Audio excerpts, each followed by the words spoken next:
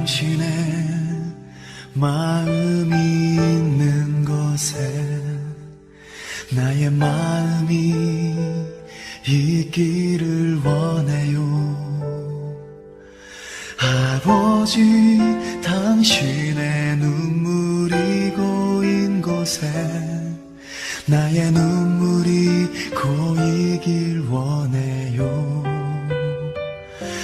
아버지, 당신이 바라보는 영혼에게 나의 두 눈이 향하길 원해요. 아버지, 당신이 울고 있는 어두운 땅에 나의 두 발이 향하길 원해요. 나의 마음이 아버지의 마음 알아. 내 모든 뜻 아버지의 뜻이 될 수 있기를. 나의 온몸이 아버지의 마음 알아. 내 모든 삶 당신의 삶 되기를.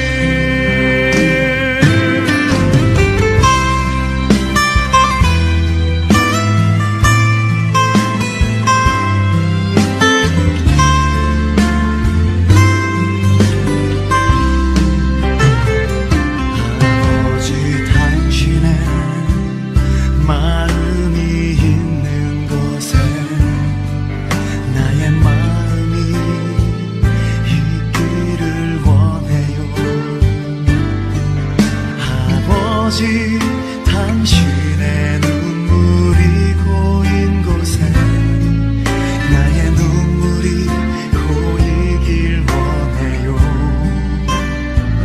아버지, 당신이 바라보는 영혼에게 나의 두 눈이 향하길 원해요. 아버지, 당신이 울고 있는 어두운 땅에 나의 두 발이 향하길 원해요.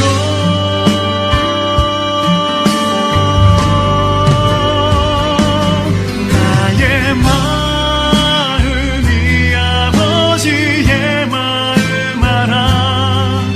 내 모든 뜻 아버지의 뜻이 될 수 있기를. 나의 온몸이 아버지의 마음 알아. 내 모든 삶 당신의 삶 되기를. 나의 마음이 아버지의 마음 알아. 내 모든 뜻 아버지의 뜻이 될 수 있기를. 나의 온몸이 아버지의 마음 알아.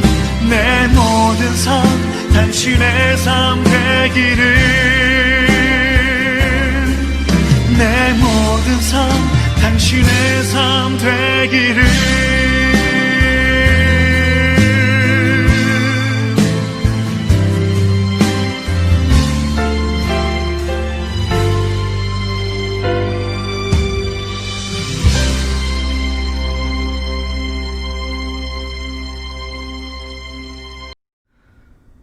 오늘 우리에게 주신 하나님의 말씀은 여호수아 5장 1절에서 9절까지의 말씀입니다. 다 같이 한 목소리로 합독해서 읽겠습니다. 유단 서쪽의 아모리 사람의 모든 왕들과 해변의 가나안 사람의 모든 왕들이 여호와께서 요단물을 이스라엘 자손들 앞에서 말리시고 우리를 건너게 하셨음을 듣고 마음이 녹았고 이스라엘 자손들 때문에 정신을 잃었더라. 그때에 여호와께서 여호수아에게 이르시되 너는 부싯돌로 칼을 만들어 이스라엘 자손들에게 다시 할례를 행하라 하시매 여호수아가 부싯돌로 칼을 만들어 할례산에서 이스라엘 자손들에게 할례를 행하니라. 여호수아가 할례를 시행한 까닭은 이것이니 애굽에서 나온 모든 백성 중 남자 곧 모든 군사는 애굽에서 나온 후 광야 길에서 죽었는데 그 나온 백성은 다 할례를 받았으나 다만 애굽에서 나온 후 광야 길에서 난 자는 할례를 받지 못하였음이라. 이스라엘 자손들이 여호와의 음성을 청종하지 아니하므로 여호와께서 그들에게 대하여 맹세하사 그들의 조상들에게 맹세하여 우리에게 주리라고 하신 땅 곧 젖과 꿀이 흐르는 땅을 그들이 보지 못하게 하리라 하심에 애굽에서 나온 족속 곧 군사들이 다 멸절하기까지 40년 동안을 광야에서 헤매었더니 그들의 대를 잇게 하신 이 자손에게 여호수아가 할례를 행하였으니 길에서는 그들에게 할례를 행하지 못하였으므로 할례 없는 자가 되었음이었더라. 또 그 모든 백성에게 할례 행하기를 마침에 백성이 진중 각 처소에 머물며 낫기를 기다릴 때에 여호와께서 여호수아에게 이르시되 내가 오늘 애굽의 수치를 너희에게서 떠나가게 하였다 하셨으므로 그곳 이름을 오늘까지 길갈이라 하느니라. 아멘. 하나님께서 이 말씀을 통하여 우리에게 은혜 주시기를 원합니다. 토요일 새벽 하나님 앞에 나오신 여러분들을 주님의 이름으로 환영합니다. 또한 하나님의 사랑과 은총이 여러분의 삶에 함께 하시기를 빕니다. 오늘은 할례를 행하라 라는 제목으로 함께 하나님의 말씀을 나누도록 하겠습니다. 오늘 본문 말씀에는 하나님께서 요단강을 건넌 이스라엘 백성들에게 할례를 받으라고 명령하시는 내용이 기록되어 있습니다. 먼저 할례에 대해서 잠시 살펴보도록 하겠습니다. 할례는 남성의 생식기 끝 부분에 표피를 잘라내는 것입니다. 현대 의학 용어로는 보통 포경수술이라고 말합니다. 역사적으로 보면 고대 이집트에서 가장 먼저 할례가 시작되었습니다. 이집트의 기록을 보면 기원전 2400년경에 할례를 행했다라는 기록이 있습니다. 이것이 인류 역사에서 발견된 가장 오래된 할례의 기록입니다. 그리고 그리스의 역사가 헤로도토스는 기원전 5세기경에 이집트 지역을 여행하면서 이집트 사람들은 건강상의 이유로 할례를 행한다라고 기록했고 이 할례의 전통이 가나안 사람들과 유대인들에게 전해졌다고 기록하고 있습니다. 성경의 기록을 보면 창세기 17장에서 아브라함이 할례를 받는 내용이 기록되어 있습니다. 하나님은 할례를 행한 아브라함에게 내가 너의 하나님이 되어 주겠다라는 약속을 해 주셨습니다. 이 이후로 아브라함의 후예인 이스라엘 백성들은 태어난 지 8일째 되는 날에 모두 할례를 받게 되었습니다. 그리고 이 할례는 구약 시대에 하나님의 백성이라는 표시이기도 했습니다. 또한 할례를 받은 이스라엘 백성들은 이집트에서 노예 생활을 하면서도 그리고 바벨론에서 포로 생활을 하면서도 자신들은 하나님께 선택받은 백성이라는 자부심을 가지게 되었습니다. 이런 배경을 이해하시고 다시 본문 말씀으로 돌아가 보겠습니다. 이스라엘 백성들은 하나님의 능력으로 모두 안전하게 요단강을 건너게 되었고 요단강 속에서 가져온 12개의 돌을 기념비로 세웠습니다. 그리고 하나님은 여호수아와 이스라엘 백성에게 할례를 행하라고 명령하셨습니다. 그런데 남자들이 할례를 받게 되면 보통 일주일 정도는 통증이 심하기 때문에 움직일 수가 없습니다. 만약 이런 상황에서 여리고성의 군대가 공격해 온다면 이스라엘 백성들은 대량 학살을 당할 수도 있습니다. 요단강을 건넌 이스라엘 백성들의 상황을 한번 살펴보겠습니다. 이스라엘 백성들은 하나님의 기적과 같은 능력으로 요단강을 건너게 되었습니다. 늦은 비가 내리는 시기였기 때문에 요단강은 평소보다 깊고 넓었으며 물살도 거세었습니다. 게다가 이스라엘 백성들은 배도 다리도 없었습니다. 상식적으로 생각해보면 도저히 건널 수 없는 강이었습니다. 그런데 이스라엘 백성들은 하나님의 도우심으로 그 강을 건너게 되었습니다. 이제는 여리고성을 비롯한 가나안 사람들의 입장에서 한번 생각해 보겠습니다. 그들은 이스라엘 백성들이 요단강을 건너기 위해서 강변에 모여 있는 것을 알고 있었습니다.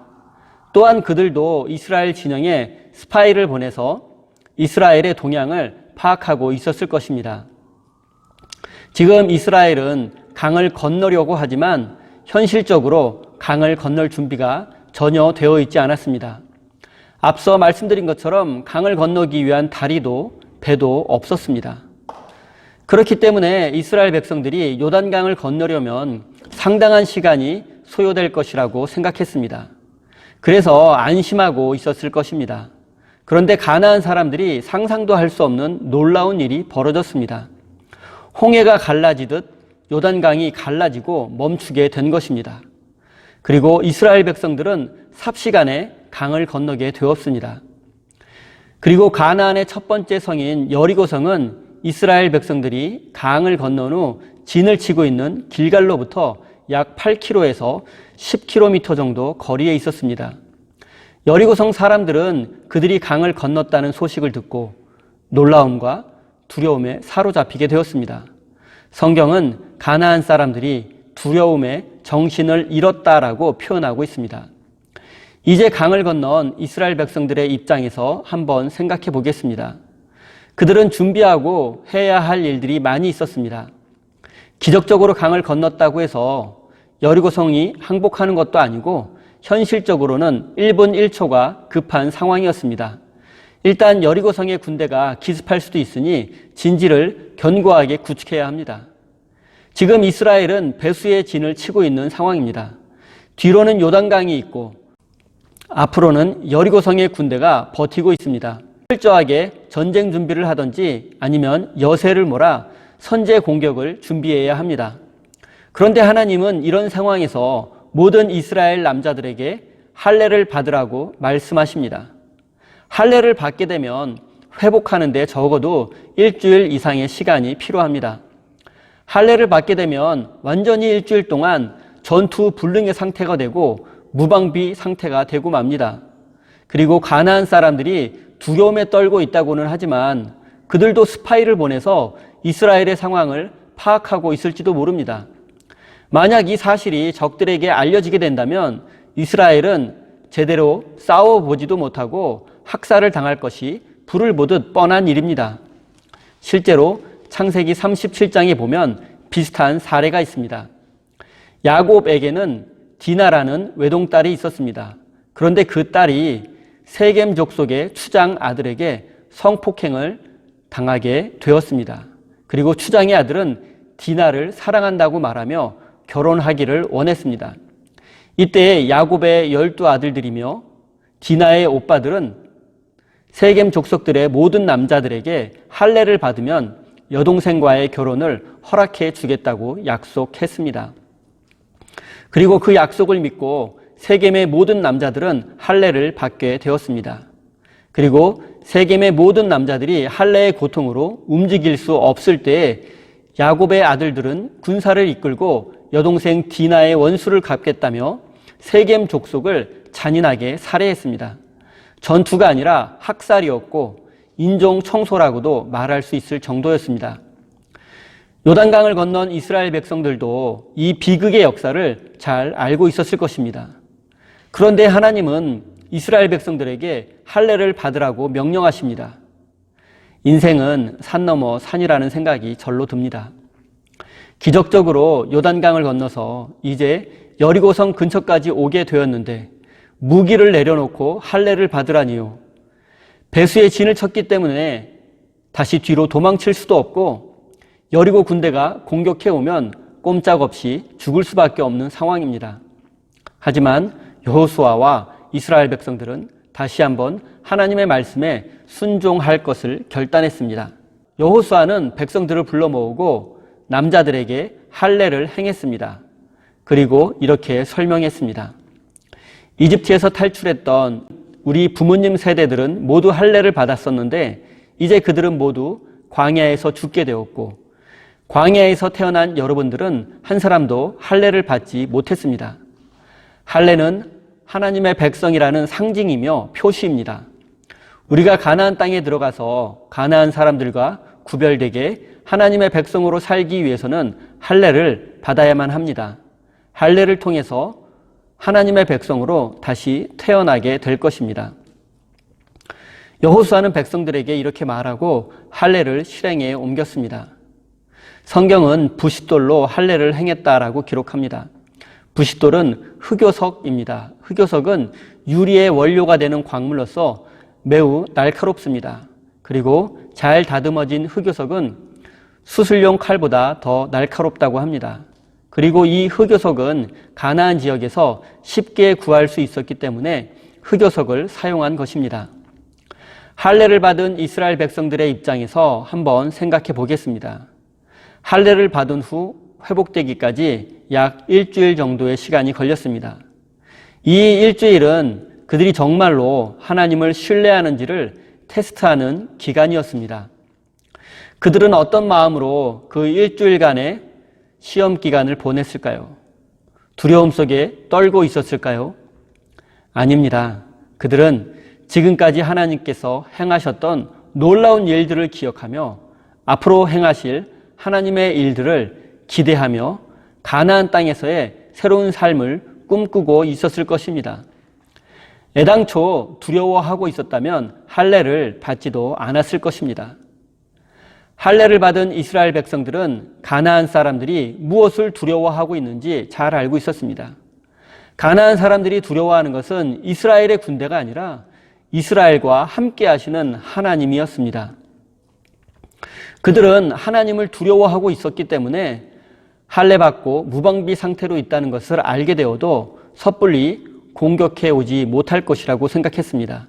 그리고 이스라엘 백성들은 자신들의 생명뿐만이 아니라 민족의 운명을 하나님께 내어 맡기고 할례를 받은 것입니다.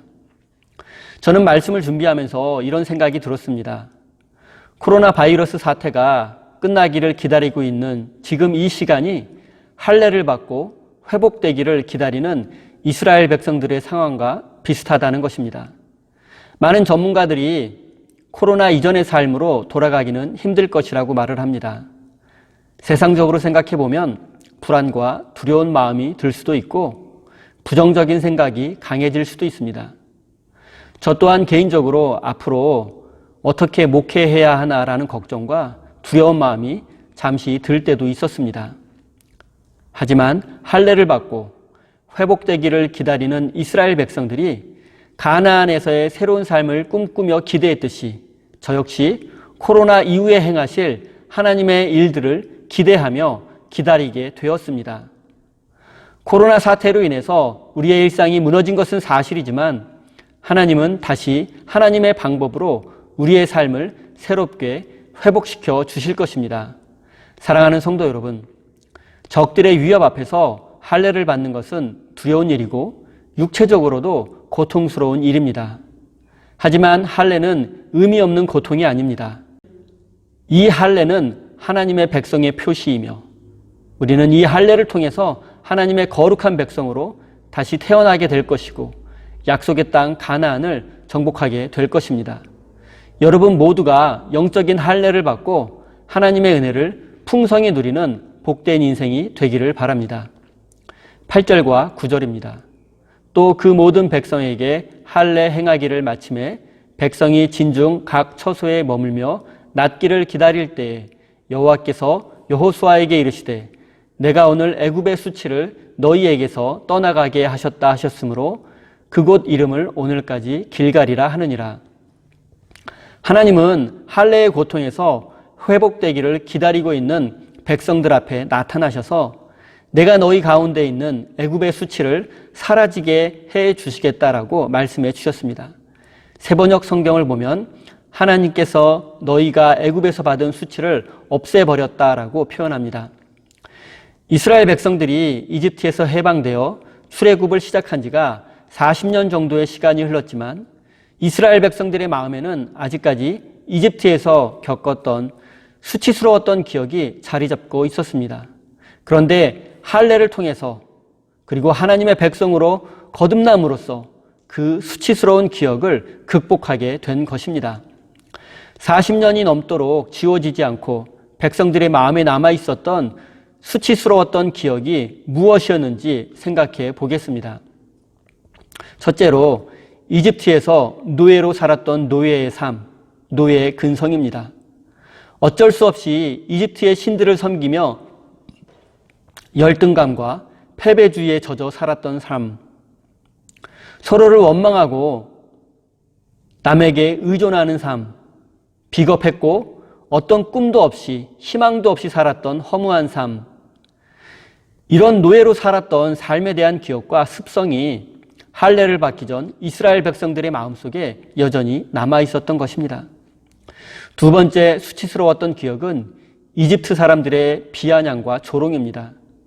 이집트 사람들은 새로운 나라, 새로운 세상을 건설하겠다던 이스라엘 백성들이 광야에서 40년 동안이나 떠들고 있다는 사실을 알고 있었습니다. 그리고 이집트 사람들은 이스라엘 백성들을 향해서 왜 아직도 광야에서 헤매고 있느냐고, 길을 몰라서 가지 못하고 있냐고 조롱했습니다. 광야에서 기본적인 의식주 문제도 제대로 해결하지 못해서 고통받느니 차라리 이집트에 남아서 우리의 종노릇이나 계속하지 뭐하러 탈출해서 이 고생을 하느냐. 우리의 종노릇을 계속했더라면 배불리 먹여주고 편안히 재워주었을 텐데라며 광야의 백성들을 조롱했습니다. 이집트인들의 비아냥과 조롱이 괜한 것이 아니었기 때문에 이스라엘 백성들의 마음에는 커다란 상처가 되었습니다.